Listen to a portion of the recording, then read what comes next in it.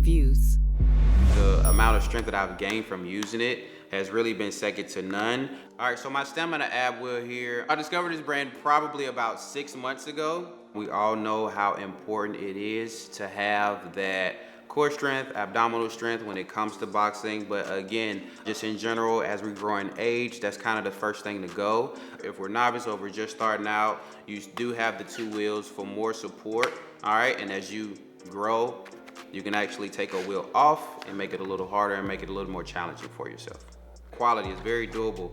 I would honestly take my fitness mat, knees on my fitness mat, and I would extend all the way out and bring it back, all right? Keeping your glutes tight the entire time, your abs tight the entire time, all right? And you will repeat maybe 3 sets of 10, just depends on your fitness level, but it's very, very easy to use. This is one of the few products that I would not recommend for kids. I would say more so adults, but it can be a very challenging exercise, so I would definitely say work your way up to it, but it's a very effective exercise at the same time.